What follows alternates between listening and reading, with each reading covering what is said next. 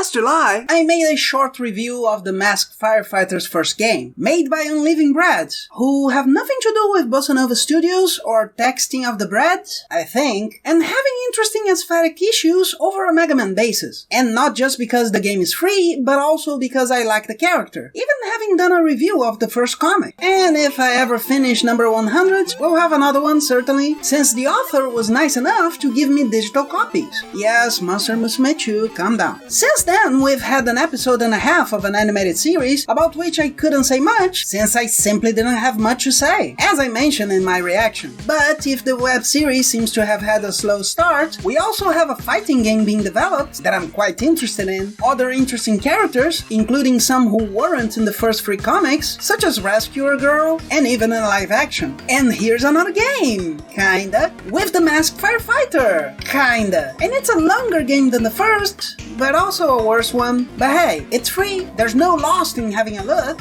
but the choice of game is super confusing.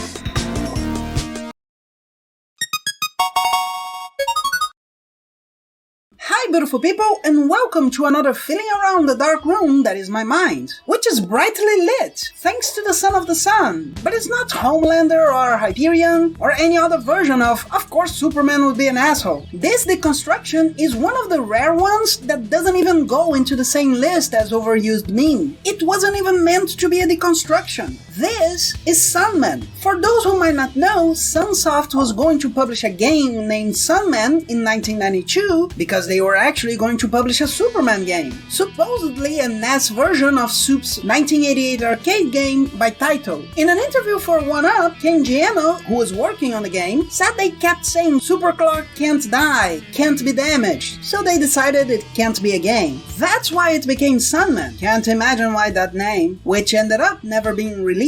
This ROM, still unfinished, can be played and became infamous for being a terrible game. Visually there's nothing too bad for the time, though the S on Sunman's chest seems to be on the middle when it's supposed to be on the side, maybe to differentiate from Soup's uniform, or most of them. And now we have the third version of this ROM, with the Masked Firefighter. Visually, the new sprites are good. Only him flying horizontally seems a bit too dark in my opinion, and the only one that doesn't really make sense is him breaking the floor, since he has powerful water jets. The playability conflicts a bit with the character's idea also. I suppose he could be just hovering in Soup's fashion, but the only reason he can't use his jets for flight or attacks is because you couldn't in Sunman, where also didn't make any sense to only be able to use hit vision here and there. The water shots coming out of the eyes, by the way, looks a little weird. It looks like he hates the Giro no Mi. I understand, the program is free, made a few alterations, you have Kratos on the NES, Carlos on the emulator. Actually, if anyone wants to play a version with Soups, there's a patch for that too. Oh, and you need an emulator. Not that it'd be hard to have one. And of course, being a different game, I appreciate the first one more, which seems to have got more effort. But even if all I've said are just details, it's not a good idea, honestly. Sunman is not the best of games. The playability requires you to keep going flying or on the floor, and every time you touch the ground, the game immediately changes your way of moving, which is incredibly irritating while hitting enemies coming your way, but you end up having to place yourself where your animation would hit the target, which is not as obvious as you might think. From start to finish, targets have the freedom to shoot and follow their own paths, while you have to fit into their patterns. The game does have some interesting things, with little animations to indicate the story and demonstrate the power Soups has,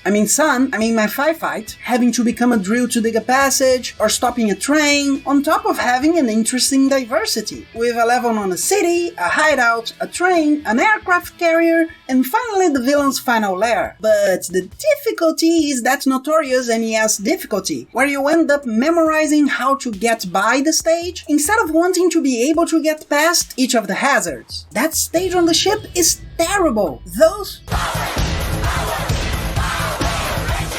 really have the power, jumping or not depending on your height, and being amid other hazards. And that final flight music is going to haunt me forever.